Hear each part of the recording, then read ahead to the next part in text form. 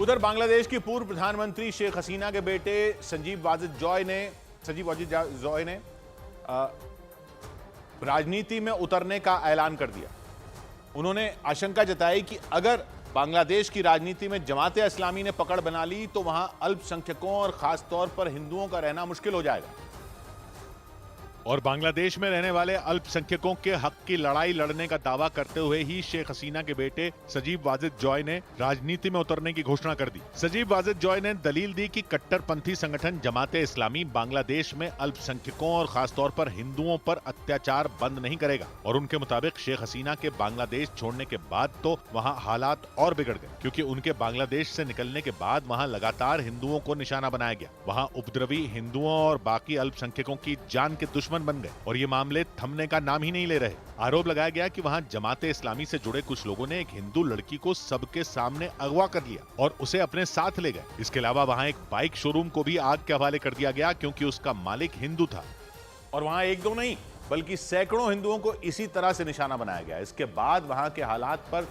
दुनिया भर में बवाल मच गया। बांग्लादेश में हिंदुओं पर लगातार हो रहे हमलों के बाद प्रधानमंत्री मोदी ने भी चिंता जताई और बांग्लादेश की अंतरिम सरकार के प्रमुख मोहम्मद यूनुस से इस मामले में एक्शन लेने की अपील की थी, क्योंकि दावा किया गया कि वहां मचे आतंक की वजह से करीब 800 से ज्यादा हिंदुओं को अपने घर छोड़ने पड़े, जिसके बाद वहां की अंतरिम सरकार के प्रमुख ने भी इस पर दुख जताया। हिंदू, बौद्ध, क्रिश्चियन, अहमदिया सबर पर आक्रमण करते। इसी बात को आधार बनाते हुए शेख हसीना के बेटे सजीब वाजिद जॉय ने राजनीति में उतरने का ऐलान कर दिया। उन्होंने घोषणा की कि अब शेख हसीना की पार्टी अवामी लीग को वो संभालेंगे। हालांकि सजीब वाजिद ने राजनीति से दूर रहने का फैसला लिया था और वो बांग्लादेश के बजाय वॉशिंगटन डीसी में रह रहे थे, लेकिन बांग्लादेश में बिगड़ते हालात को देखते हुए उन्होंने अवामी लीग को अपने पैरों पर खड़े करने की जिम्मेदारी उठा ली। उन्होंने दावा किया कि अगर बांग्लादेश की सत्ता जमात इस्लामी के हाथों में चली गई तो फिर बांग्लादेश पूरी तरह बर्बाद हो जाएगा।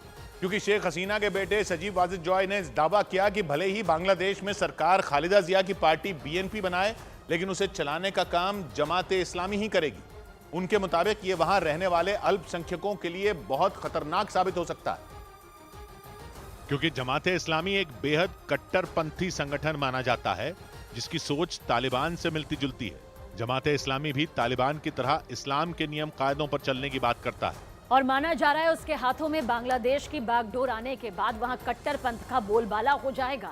और इसी वजह से सजीब वाजिद जॉय ने आशंका जताई कि जमात इस्लामी के ताकतवर होते ही हिंदुओं समेत बांग्लादेश में मौजूद बाकी अल्पसंख्यकों का जीना मुहाल हो जाएगा। उस पर भी बड़ी बात यह कि माना जाता है कि जमात इस्लामी का समर्थन पाकिस्तान करता है। दावा किया गया कि बांग्लादेश में तख्ता पलट के लिए जमात इस्लामी को पाकिस्तान की खुफिया एजेंसी ISI से मदद मिली थी, क्योंकि वो 1971 से बांग्लादेश में पाकिस्तान के मोहरे के तौर पर काम करता रहा है। यहाँ तक कि जमात इस्लामी ने 1971 में बांग्लादेश के पाकिस्तान से अलग होकर स्वतंत्र देश बनने की राह में भी अड़ंगा लगाया था। और सजीब वाजिद जॉय ने दावा किया कि अब फिर एक बार जमात इस्लामी बांग्लादेश में ताकत हासिल कर सकता है।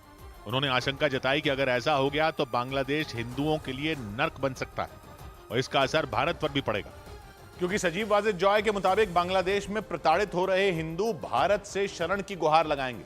इसका असर भी दिखना शुरू हो गया। बांग्लादेश में मची हिंसा के बाद सैकड़ों लोग भारत से लगने वाली सीमा के करीब जटने शुरू हो गए और उन्होंने पश्चिम बंगाल के कूच बिहार से लगने वाली सीमा के जरिए भारत में आने की कोशिश की। हालांकि उन्हें सीमा पर ही रोक लिया गया। उन्हें सीमा पर तैनात BSF के जवानों ने आगे बढ़ने नहीं दिया, जिसके बाद वो लोग वहीं जम गए।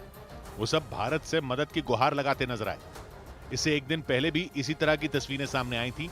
तब पश्चिम बंगाल के उत्तर दिनाजपुर से लगने वाले बॉर्डर के जरिए सैकड़ों लोगों ने भारत में घुसने की कोशिश की थी, लेकिन सीमा पर तैनात जवानों ने उन्हें रोक दिया था, क्योंकि वो लोग जिन दो जिलों यानी उत्तर दिनाजपुर और कूच बिहार के जरिए भारत में एंट्री लेना चाहते थे वो बांग्लादेश की सीमा के बेहद करीब है।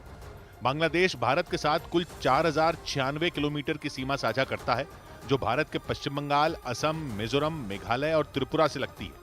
इनमें अकेले पश्चिम बंगाल ही बांग्लादेश से 2217 किलोमीटर का बॉर्डर साझा करता है और माना जा रहा है कि इसी वजह से सैकड़ों की तादाद में लोगों ने पश्चिम बंगाल के जरिए भारत में घुसपैठ की कोशिश की। और वहीं दूसरी तरफ सजीब वाजिद जॉय ने यह भी आरोप लगाया कि जमात इस्लामी ने बांग्लादेश में शेख हसीना के करीबियों से बदला लेना शुरू कर दिया। उन्होंने दावा किया कि बांग्लादेश में खालिदा जिया की पार्टी BNP के ताकतवर होते ही शेख हसीना के करीबियों पर चाबुक चलना शुरू हो गया।